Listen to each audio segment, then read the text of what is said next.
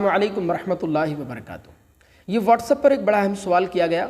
ये कहते हैं कि मेरी फ़ोटो स्टेट और कंपोजिंग की दुकान है, क्या फ़ोटो स्टेट मशीन या कंप्यूटर या कोई दूसरी मशीन जिस पर हम काम करते हैं, लेकिन उन मशीनों को बेचने का इरादा नहीं है, यानी हम उन मशीनों को बेचना नहीं चाहते बल्कि उनके ज़रिए अपना कारोबार आगे बढ़ाना चाहते हैं, उनके ज़रिए आमदनी करना चाहते हैं, तो क्या उन मशीनों पर भी ज़कात देना फ़र्ज़ है?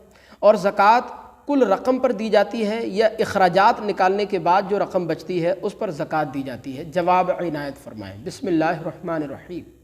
देखिए, इसका जवाब यह है कि कंप्यूटर, प्रिंटिंग मशीन या दूसरा सामान जो आपकी दुकान में पड़ा हुआ है, वो अगर आपने बेचने की नीयत से नहीं ख़रीदा है, सिर्फ़ आप उस सामान के ज़रिए अपना कारोबार आगे बढ़ाना चाहते हैं, आमदनी करना चाहते हैं, पैसा कमाना चाहते हैं, बेचना नहीं चाहते, तो फिर ये माल तिजारत की कैटेगरी में नहीं आता है, बल्कि ये मशीनें, कंप्यूटर, प्रिंटिंग मशीन, जो कुछ भी सामान आपके पास मौजूद है, ये सामान फिर हाजत असलिया में शामिल होगा।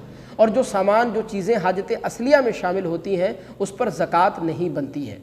ज़कात उसी माल पर बनती है जो माल तिजारत की कैटेगरी में आता है। माल तिजारत उसे कहते हैं जो माल नफ़ा कमाने की नीयत से, प्रॉफिट कमाने की नीयत से ख़रीदा गया हो, यानी बेचने की नीयत से ख़रीदा गया हो, जो माल बढ़ने वाला हो, जिसके ज़रिए आप प्रॉफिट कमाना चाहते हो, वो माल तिजारत कहलाता है। लिहाजा जो माल तिजारत होगा उसी पर ज़कात वाजिब होगी। जो माल तिजारत, जो चीज़ें माल तिजारत की कैटेगरी में नहीं आएंगी बल्कि हाजत असलिया में आएंगी, उन पर ज़कात नहीं बनती है। आपने बताया कि कंप्यूटर, प्रिंटिंग मशीन या दूसरी मशीनें जिन पर आप काम करते हैं, आपका इरादा बेचने का नहीं है बल्कि सिर्फ उनके ज़रिए आमदनी करने का है, पैसा कमाने का है, तो ज़ाहिर है फिर चीज़ें, ये सारी मशीनें हाजत असलिया में शामिल होंगी, माल तिजारत की कैटेगरी में नहीं आएंगी, लिहाजा इन पर ज़कात नहीं बनेगी।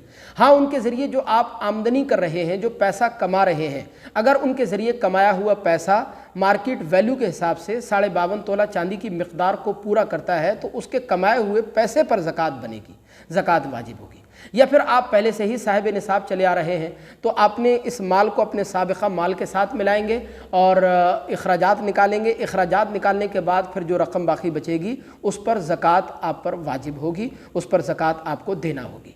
लिहाजा ख़ुलासे कलाम ये हुआ कि जो कंप्यूटर, प्रिंटिंग मशीन आपने ले रखी है सिर्फ काम करने की नीयत से, बेचने की नीयत से नहीं, तो ये माल तिजारत नहीं है। जब ये माल तिजारत नहीं है तो इस पर ज़कात भी नहीं है। लेकिन उसके ज़रिए जो आमदनी हो रही है, अगर उसके ज़रिए, उस आमदनी के ज़रिए, उस कमाई के ज़रिए निसाब पूरा होता हो तो उस पर ज़कात वाजिब होती है। मुझे उम्मीद है कि ये मसला आप समझे होंगे। आपसे गुजारिश है कि इस क्लिप को आगे ज़रूर शेयर फरमाइएगा। अस्सलामु अलैकुम वरहमतुल्लाह।